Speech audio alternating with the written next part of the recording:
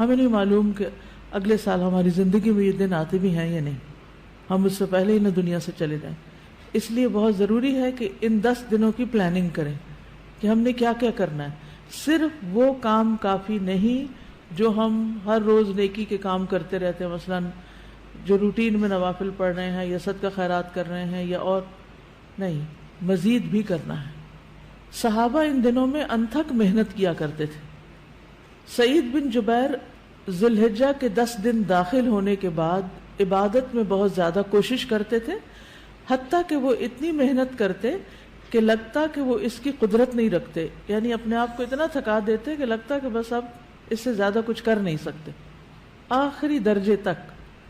اب نیک اعمال میں سے افضل عمل جو ان دنوں کے لیے پسندیدہ ہے وہ اللہ کا ذکر ہے.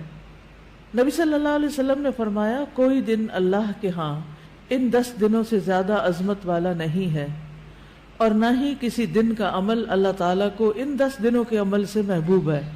یعنی نہ دن ان دنوں سے افضل ہے اور کوئی اور عمل اس سے افضل نہیں.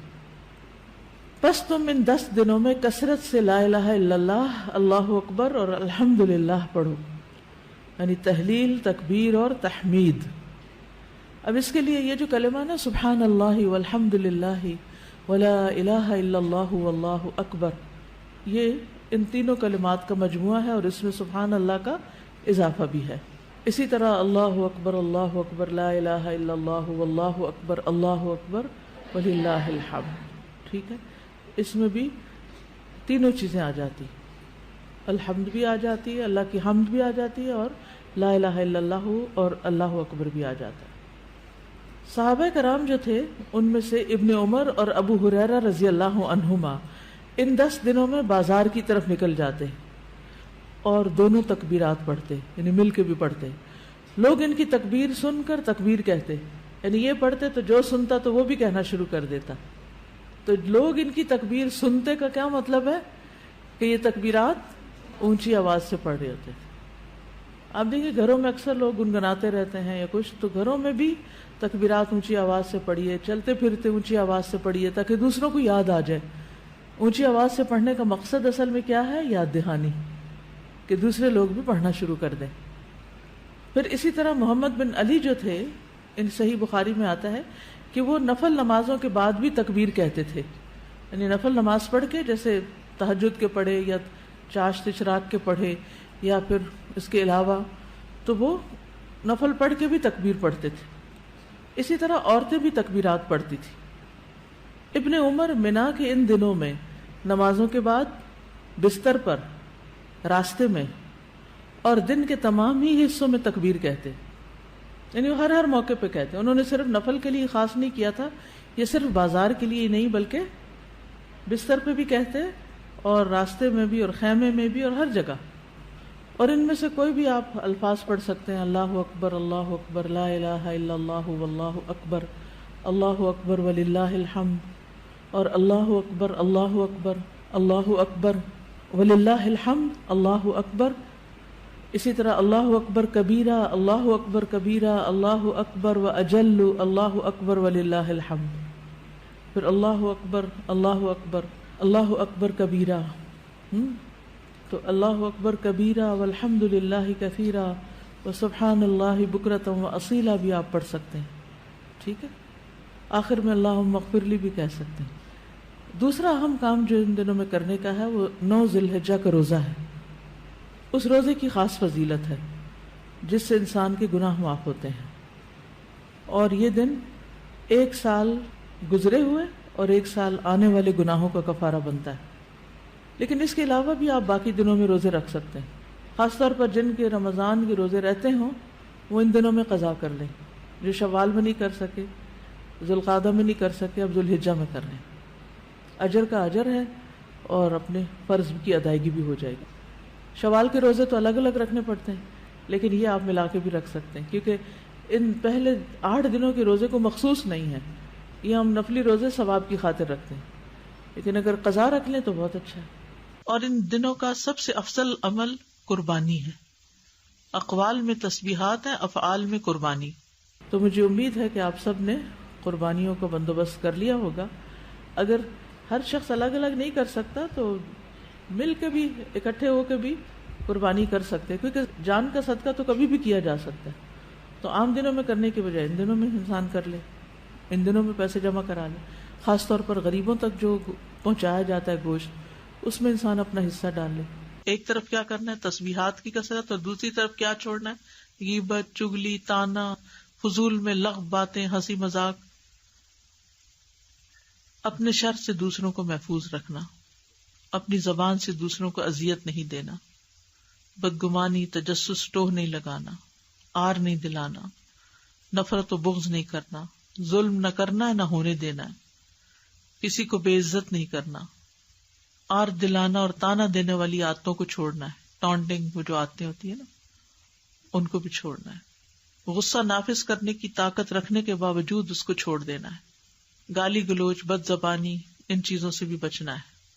مسلمان کو ہر طرح کی اذیت دینے سے رکنا ہے. رشتہ داروں کی قطع تعلق ہی نہیں کرنی، ان کو منانا ہے. ظالم رشتہ داروں پر بھی مہربانی کرنی ہے. اپنے شر سے پڑوسیوں کو بچانا ہے. اپنے ایمان کی تجدید کرنی ہے.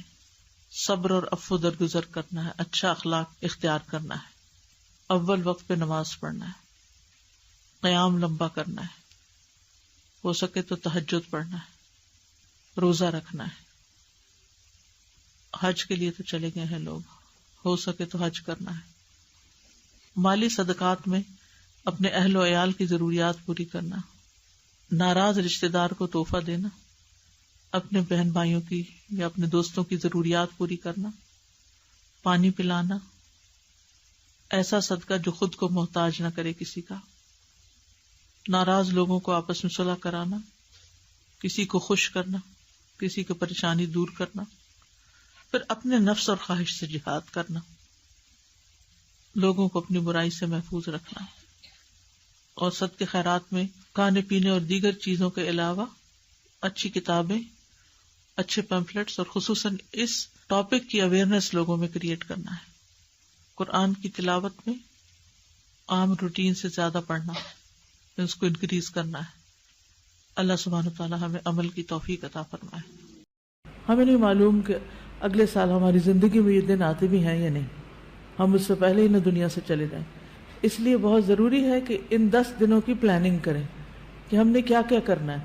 صرف وہ کام کافی نہیں جو ہم ہر روز نیکی کے کام کرتے رہتے ہیں، مثلاً جو روٹین میں نوافل پڑھ رہے ہیں یا صدقہ خیرات کر رہے ہیں، یا اور نہیں، مزید بھی کرنا ہے.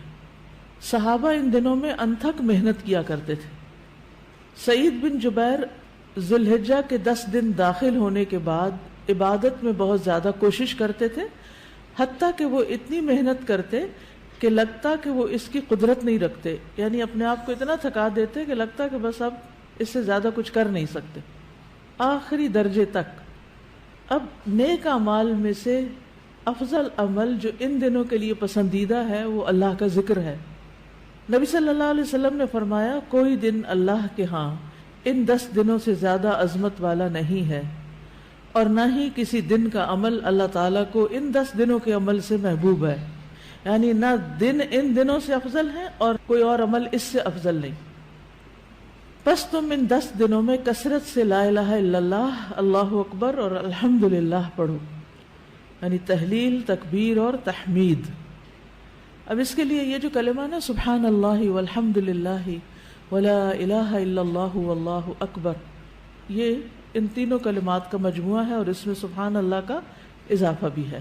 اسی طرح اللہ اکبر لا الہ الا اللہ واللہ اکبر وللہ الحمد. ٹھیک ہے، اس میں بھی تینوں چیزیں آ جاتی، الحمد بھی آ جاتی ہے، اللہ کی حمد بھی آ جاتی ہے، اور لا الہ الا اللہ اور اللہ اکبر بھی آ جاتا ہے. صحابہ کرام جو تھے ان میں سے ابن عمر اور ابو ہریرہ رضی اللہ عنہما ان 10 دنوں میں بازار کی طرف نکل جاتے اور دونوں تکبیرات پڑھتے، یعنی مل کے بھی پڑھتے. لوگ ان کی تکبیر سن کر تکبیر کہتے، یعنی یہ پڑھتے تو جو سنتا تو وہ بھی کہنا شروع کر دیتا. تو لوگ ان کی تکبیر سنتے کا کیا مطلب ہے کہ یہ تکبیرات اونچی آواز سے پڑھ رہے ہوتے تھے. آپ دیکھیں گھروں میں اکثر لوگ گنگناتے رہتے ہیں یا کچھ، تو گھروں میں بھی تکبیرات اونچی آواز سے پڑھیے، چلتے پھرتے اونچی آواز سے پڑھیے تاکہ دوسروں کو یاد آ جائے۔ اونچی آواز سے پڑھنے کا مقصد اصل میں کیا ہے؟ یاد دہانی، کہ دوسرے لوگ بھی پڑھنا شروع کر دیں۔ پھر اسی طرح محمد بن علی جو تھے، ان صحیح بخاری میں آتا ہے کہ وہ نفل نمازوں کے بعد بھی تکبیر کہتے تھے، یعنی نفل نماز پڑھ کے، جیسے تہجد کے پڑھے یا چاشت اشراق کے پڑھے یا پھر اس کے علاوہ، تو وہ نفل پڑھ کے بھی تکبیر پڑھتے تھے۔ اسی طرح عورتیں بھی تکبیرات پڑھتی تھی۔ ابن عمر منا کے ان دنوں میں نمازوں کے بعد بستر پر، راستے میں اور دن کے تمام ہی حصوں میں تکبیر کہتے، یعنی وہ ہر موقع پہ کہتے۔ انہوں نے صرف نفل کے لیے خاص نہیں کیا تھا، یہ صرف بازار کے لیے نہیں بلکہ بستر پہ بھی کہتے اور راستے میں بھی اور خیمے میں بھی اور ہر جگہ۔ اور ان میں سے کوئی بھی آپ الفاظ پڑھ سکتے ہیں، اللہ اکبر لا الہ الا اللہ واللہ اکبر وللہ الحمد، اور اللہ اکبر وللہ الحمد، اللہ اکبر۔ اسی طرح اللہ اکبر کبیرہ، اللہ اکبر و اجل، اللہ اکبر وللہ الحمد۔ پھر اللہ اکبر کبیرہ، تو اللہ اکبر کبیرہ والحمد للہ کثیرہ وسبحان اللہ بکرۃ واصیلا بھی آپ پڑھ سکتے ہیں، ٹھیک ہے۔ آخر میں اللہم اغفر لی بھی کہہ سکتے ہیں۔ دوسرا اہم کام جو ان دنوں میں کرنے کا ہے وہ 9 ذی الحجہ کا روزہ ہے۔ اس روزے کی خاص فضیلت ہے جس سے انسان کے گناہ معاف ہوتے ہیں، اور یہ دن 1 سال گزرے ہوئے اور 1 سال آنے والے گناہوں کا کفارہ بنتا ہے۔ لیکن اس کے علاوہ بھی آپ باقی دنوں میں روزے رکھ سکتے ہیں، خاص طور پر جن کے رمضان کے روزے رہتے ہوں وہ ان دنوں میں قضا کر لیں، جو شوال میں نہیں کر سکے، ذوالقعدہ میں نہیں کر سکے، اب ذوالحجہ میں کر لیں۔ اجر کا اجر ہے اور اپنے فرض کی ادائیگی بھی ہو جائے گی۔ شوال کے روزے تو الگ الگ رکھنے پڑتے ہیں، لیکن یہ آپ ملا کے بھی رکھ سکتے ہیں، کیونکہ ان پہلے 8 دنوں کے روزے کو مخصوص نہیں ہے، یہ ہم نفلی روزے ثواب کی خاطر رکھتے ہیں، لیکن اگر قضا رکھ لیں تو بہت اچھا ہے۔ اور ان دنوں کا سب سے افضل عمل قربانی ہے۔ اقوال میں تسبیحات ہیں، افعال میں قربانی۔ تو مجھے امید ہے کہ آپ سب نے قربانیوں کا بندوبست کر لیا ہوگا۔ اگر ہر شخص الگ الگ نہیں کر سکتا تو مل کے بھی، اکٹھے ہو کے بھی قربانی کر سکتے، کیونکہ جان کا صدقہ تو کبھی بھی کیا جا سکتا ہے۔ تو عام دنوں میں کرنے کی بجائے ان دنوں میں انسان کر لے، ان دنوں میں پیسے جمع کرا لے، خاص طور پر غریبوں تک جو پہنچایا جاتا ہے گوشت، اس میں انسان اپنا حصہ ڈال لے۔ ایک طرف کیا کرنا ہے؟ تسبیحات کی کثرت، اور دوسری طرف کیا چھوڑنا ہے؟ غیبت، چگلی، تانا، فضول میں لغو باتیں، ہنسی مذاق۔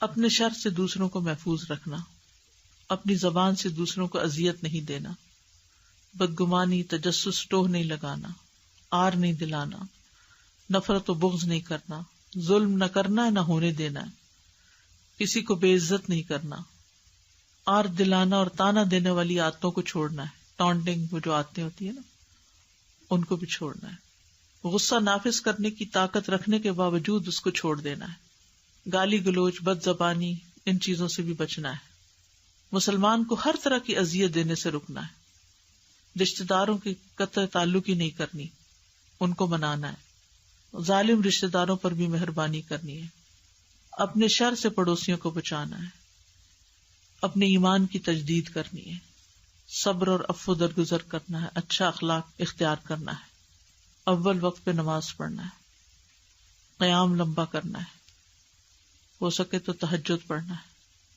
روزہ رکھنا ہے، حج کے لیے تو چلے گئے ہیں لوگ، ہو سکے تو حج کرنا ہے، مالی صدقات میں اپنے اہل و عیال کی ضروریات پوری کرنا، ناراض رشتہ دار کو تحفہ دینا، اپنے بہن بھائیوں کی یا اپنے دوستوں کی ضروریات پوری کرنا، پانی پلانا، ایسا صدقہ جو خود کو محتاج نہ کرے کسی کا، ناراض لوگوں کو آپس میں صلح کرانا، کسی کو خوش کرنا، کسی کی پریشانی دور کرنا، پھر اپنے نفس اور خواہش سے جہاد کرنا، لوگوں کو اپنی برائی سے محفوظ رکھنا، اور صدقے خیرات میں کھانے پینے اور دیگر چیزوں کے علاوہ اچھی کتابیں، اچھے پیمفلیٹس اور خصوصاً اس ٹاپک کی اویئرنیس لوگوں میں کریٹ کرنا ہے، قرآن کی تلاوت میں عام روٹین سے زیادہ پڑھنا، اس کو انکریز کرنا ہے. اللہ سبحانہ وتعالی ہمیں عمل کی توفیق عطا فرمائے. ہمیں نہیں معلوم کہ اگلے سال ہماری زندگی میں یہ دن آتے بھی ہیں یا نہیں. ہم اس سے پہلے ہی نہ دنیا سے چلے جائیں. اس لیے بہت ضروری ہے کہ ان 10 دنوں کی پلاننگ کریں کہ ہم نے کیا کیا کرنا ہے. صرف وہ کام کافی نہیں جو ہم ہر روز نیکی کے کام کرتے رہتے ہیں، مثلا جو روٹین میں نوافل پڑھ رہے ہیں یا صدقہ خیرات کر رہے ہیں، یا اور نہیں، مزید بھی کرنا ہے. صحابہ ان دنوں میں انتھک محنت کیا کرتے تھے. سعید بن جبیر ذی الحجہ کے 10 دن داخل ہونے کے بعد عبادت میں بہت زیادہ کوشش کرتے تھے، حتیٰ کہ وہ اتنی محنت کرتے کہ لگتا کہ وہ اس کی قدرت نہیں رکھتے، یعنی اپنے آپ کو اتنا تھکا دیتے کہ لگتا کہ بس اب اس سے زیادہ کچھ کر نہیں سکتے، آخری درجے تک. اب نیک اعمال میں سے افضل عمل جو ان دنوں کے لیے پسندیدہ ہے وہ اللہ کا ذکر ہے. نبی صلی اللہ علیہ وسلم نے فرمایا، کوئی دن اللہ کے ہاں ان 10 دنوں سے زیادہ عظمت والا نہیں ہے، اور نہ ہی کسی دن کا عمل اللہ تعالیٰ کو ان 10 دنوں کے عمل سے محبوب ہے. یعنی نہ دن ان دنوں سے افضل ہے اور کوئی اور عمل اس سے افضل نہیں. بس تم ان 10 دنوں میں کثرت سے لا الہ الا اللہ، اللہ اکبر اور الحمدللہ پڑھو، یعنی تحلیل، تکبیر اور تحمید. اب اس کے لیے یہ جو کلمہ نا سبحان اللہ والحمدللہ ولا الہ الا اللہ واللہ اکبر، یہ ان تینوں کلمات کا مجموعہ ہے، اور اس میں سبحان اللہ کا اضافہ بھی ہے. اسی طرح اللہ اکبر لا الہ الا اللہ واللہ اکبر وللہ الحمد. ٹھیک ہے، اس میں بھی تینوں چیزیں آ جاتی، الحمد بھی آ جاتی ہے، اللہ کی حمد بھی آ جاتی ہے، اور لا الہ الا اللہ اور اللہ اکبر بھی آ جاتا ہے. صحابہ کرام جو تھے ان میں سے ابن عمر اور ابو ہریرہ رضی اللہ عنہما ان 10 دنوں میں بازار کی طرف نکل جاتے اور دونوں تکبیرات پڑھتے، یعنی مل کے بھی پڑھتے. لوگ ان کی تکبیر سن کر تکبیر کہتے، یعنی یہ پڑھتے تو جو سنتا تو وہ بھی کہنا شروع کر دیتا. تو لوگ ان کی تکبیر سنتے کا کیا مطلب ہے کہ یہ تکبیرات اونچی آواز سے پڑھ رہے ہوتے تھے. آپ دیکھیں گھروں میں اکثر لوگ گنگناتے رہتے ہیں یا کچھ، تو گھروں میں بھی تکبیرات اونچی آواز سے پڑھیے، چلتے پھرتے اونچی آواز سے پڑھیے تاکہ دوسروں کو یاد آ جائے. اونچی آواز سے پڑھنے کا مقصد اصل میں کیا ہے؟ یاد دہانی، کہ دوسرے لوگ بھی پڑھنا شروع کر دیں. پھر اسی طرح محمد بن علی جو تھے، ان صحیح بخاری میں آتا ہے کہ وہ نفل نمازوں کے بعد بھی تکبیر کہتے تھے. یعنی نفل نماز پڑھ کے، جیسے تہجد کے پڑھے یا چاشت اشراق کے پڑھے یا پھر اس کے علاوہ، تو وہ نفل پڑھ کے بھی تکبیر پڑھتے تھے. اسی طرح عورتیں بھی تکبیرات پڑھتی تھی. ابن عمر منا کے ان دنوں میں نمازوں کے بعد بستر پر، راستے میں اور دن کے تمام ہی حصوں میں تکبیر کہتے، یعنی وہ ہر موقع پہ کہتے. انہوں نے صرف نفل کے لیے خاص نہیں کیا تھا، یہ صرف بازار کے لیے نہیں بلکہ بستر پہ بھی کہتے اور راستے میں بھی اور خیمے میں بھی اور ہر جگہ. اور ان میں سے کوئی بھی آپ الفاظ پڑھ سکتے ہیں، اللہ اکبر لا الہ الا اللہ واللہ اکبر وللہ الحمد، اور اللہ اکبر وللہ الحمد، اللہ اکبر. اسی طرح اللہ اکبر کبیرہ، اللہ اکبر و اجل، اللہ اکبر وللہ الحمد.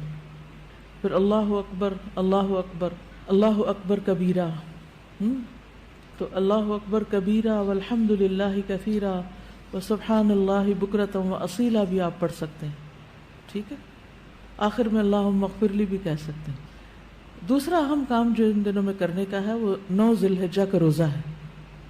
اس روزے کی خاص فضیلت ہے جس سے انسان کے گناہ معاف ہوتے ہیں، اور یہ دن 1 سال گزرے ہوئے اور 1 سال آنے والے گناہوں کا کفارہ بنتا ہے.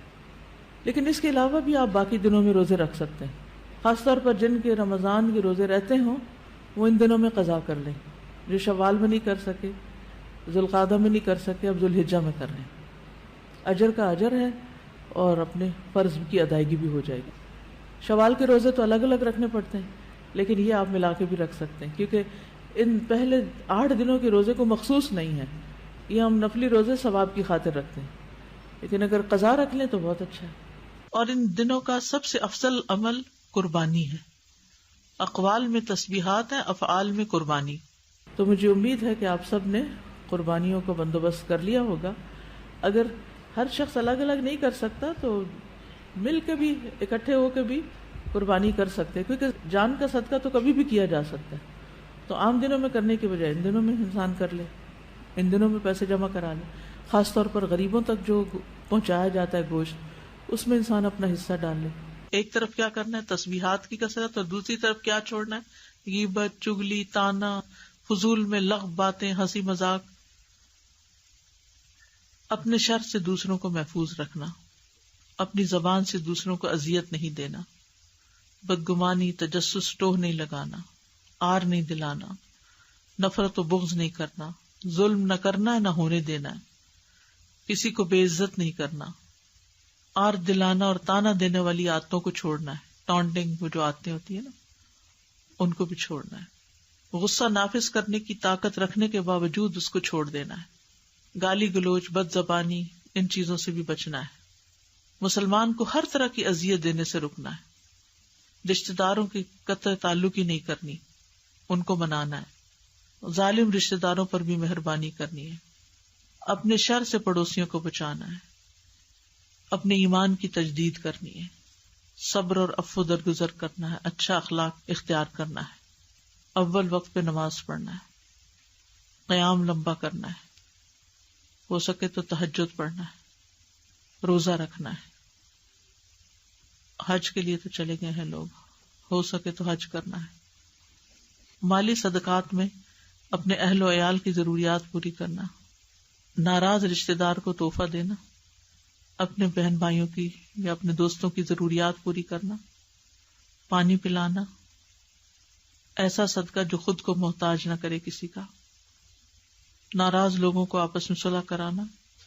کسی کو خوش کرنا، کسی کی پریشانی دور کرنا. پھر اپنے نفس اور خواہش سے جہاد کرنا. لوگوں کو اپنی برائی سے محفوظ رکھنا. اور صدقے خیرات میں کھانے پینے اور دیگر چیزوں کے علاوہ اچھی کتابیں، اچھے پیمفلیٹس اور خصوصاً اس ٹاپک کی اویئرنیس لوگوں میں کریٹ کرنا ہے. قرآن کی تلاوت میں عام روٹین سے زیادہ پڑھنا، اس کو انکریز کرنا ہے. اللہ سبحانہ وتعالی ہمیں عمل کی توفیق عطا فرمائے. ہمیں نہیں معلوم کہ اگلے سال ہماری زندگی میں یہ دن آتے بھی ہیں یا نہیں. ہم اس سے پہلے ہی نہ دنیا سے چلے جائیں. اس لیے بہت ضروری ہے کہ ان 10 دنوں کی پلاننگ کریں کہ ہم نے کیا کیا کرنا ہے. صرف وہ کام کافی نہیں جو ہم ہر روز نیکی کے کام کرتے رہتے ہیں، مثلاً جو روٹین میں نوافل پڑھ رہے ہیں یا صدقہ خیرات کر رہے ہیں یا اور نہیں، مزید بھی کرنا ہے. صحابہ ان دنوں میں انتھک محنت کیا کرتے تھے.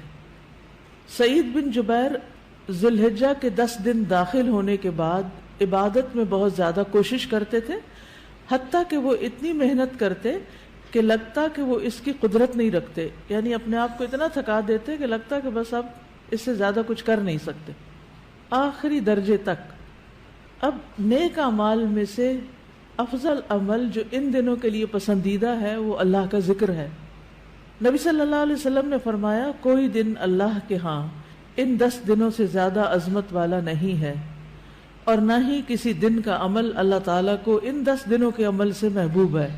یعنی نہ دن ان دنوں سے افضل ہے اور کوئی اور عمل اس سے افضل نہیں. بس تم ان 10 دنوں میں کثرت سے لا الہ الا اللہ، اللہ اکبر اور الحمدللہ پڑھو، یعنی تحلیل، تکبیر اور تحمید. اب اس کے لیے یہ جو کلمہ نا سبحان اللہ والحمدللہ ولا الہ الا اللہ واللہ اکبر، یہ ان تینوں کلمات کا مجموعہ ہے اور اس میں سبحان اللہ کا اضافہ بھی ہے. اسی طرح اللہ اکبر لا الہ الا اللہ واللہ اکبر وللہ الحمد. ٹھیک ہے، اس میں بھی تینوں چیزیں آ جاتی، الحمد بھی آ جاتی ہے، اللہ کی حمد بھی آ جاتی ہے، اور لا الہ الا اللہ اور اللہ اکبر بھی آ جاتا ہے. صحابہ کرام جو تھے ان میں سے ابن عمر اور ابو ہریرہ رضی اللہ عنہما ان 10 دنوں میں بازار کی طرف نکل جاتے اور دونوں تکبیرات پڑھتے، یعنی مل کے بھی پڑھتے. لوگ ان کی تکبیر سن کر تکبیر کہتے، یعنی یہ پڑھتے تو جو سنتا تو وہ بھی کہنا شروع کر دیتا. تو لوگ ان کی تکبیر سنتے کا کیا مطلب ہے کہ یہ تکبیرات اونچی آواز سے پڑھ رہے ہوتے تھے. آپ دیکھیں گھروں میں اکثر لوگ گنگناتے رہتے ہیں یا کچھ، تو گھروں میں بھی تکبیرات اونچی آواز سے پڑھیے، چلتے پھرتے اونچی آواز سے پڑھیے تاکہ دوسروں کو یاد آ جائے. اونچی آواز سے پڑھنے کا مقصد اصل میں کیا ہے؟ یاد دہانی، کہ دوسرے لوگ بھی پڑھنا شروع کر دیں. پھر اسی طرح محمد بن علی جو تھے، ان صحیح بخاری میں آتا ہے کہ وہ نفل نمازوں کے بعد بھی تکبیر کہتے تھے. یعنی نفل نماز پڑھ کے، جیسے تہجد کے پڑھے یا چاشت اشراق کے پڑھے یا پھر اس کے علاوہ، تو وہ نفل پڑھ کے بھی تکبیر پڑھتے تھے. اسی طرح عورتیں بھی تکبیرات پڑھتی تھی. ابن عمر منا کے ان دنوں میں نمازوں کے بعد بستر پر، راستے میں اور دن کے تمام ہی حصوں میں تکبیر کہتے، یعنی وہ ہر موقع پہ کہتے. انہوں نے صرف نفل کے لیے خاص نہیں کیا تھا، یہ صرف بازار کے لیے نہیں بلکہ بستر پہ بھی کہتے اور راستے میں بھی اور خیمے میں بھی اور ہر جگہ. اور ان میں سے کوئی بھی آپ الفاظ پڑھ سکتے ہیں: اللہ اکبر لا الہ الا اللہ واللہ اکبر، اللہ اکبر وللہ الحمد، اور اللہ اکبر اللہ اکبر وللہ الحمد، اللہ اکبر. اسی طرح اللہ اکبر کبیرہ، اللہ اکبر کبیرہ، اللہ اکبر و اجل، اللہ اکبر وللہ الحمد. پھر اللہ اکبر اللہ اکبر کبیرہ، تو اللہ اکبر کبیرہ والحمد للہ کثیرہ وسبحان اللہ بکرۃ واصیلا بھی آپ پڑھ سکتے ہیں. ٹھیک ہے، آخر میں اللہم اغفر لی بھی کہہ سکتے ہیں. دوسرا اہم کام جو ان دنوں میں کرنے کا ہے وہ 9 ذی الحجہ کا روزہ ہے. اس روزے کی خاص فضیلت ہے جس سے انسان کے گناہ معاف ہوتے ہیں، اور یہ دن 1 سال گزرے ہوئے اور 1 سال آنے والے گناہوں کا کفارہ بنتا ہے. لیکن اس کے علاوہ بھی آپ باقی دنوں میں روزے رکھ سکتے ہیں. خاص طور پر جن کے رمضان کے روزے رہتے ہوں وہ ان دنوں میں قضا کر لیں. جو شوال میں نہیں کر سکے، ذوالقعدہ میں نہیں کر سکے، اب ذوالحجہ میں کر لیں. اجر کا اجر ہے اور اپنے فرض کی ادائیگی بھی ہو جائے گی. شوال کے روزے تو الگ الگ رکھنے پڑتے ہیں، لیکن یہ آپ ملا کے بھی رکھ سکتے ہیں، کیونکہ ان پہلے 8 دنوں کے روزے کو مخصوص نہیں ہے. یہ ہم نفلی روزے ثواب کی خاطر رکھتے ہیں، لیکن اگر قضا رکھ لیں تو بہت اچھا ہے. اور ان دنوں کا سب سے افضل عمل قربانی ہے. اقوال میں تسبیحات ہیں، افعال میں قربانی. تو مجھے امید ہے کہ آپ سب نے قربانیوں کا بندوبست کر لیا ہوگا. اگر ہر شخص الگ الگ نہیں کر سکتا تو مل کے بھی، اکٹھے ہو کے بھی قربانی کر سکتے ہیں، کیونکہ جان کا صدقہ تو کبھی بھی کیا جا سکتا ہے. تو عام دنوں میں کرنے کے بجائے ان دنوں میں انسان کر لے، ان دنوں میں پیسے جمع کرا لے. خاص طور پر غریبوں تک جو پہنچایا جاتا ہے گوشت، اس میں انسان اپنا حصہ ڈال لے. ایک طرف کیا کرنا ہے؟ تسبیحات کی کثرت، اور دوسری طرف کیا چھوڑنا ہے؟ غیبت، چگلی، طعنہ، فضول میں لغو باتیں، ہنسی مذاق.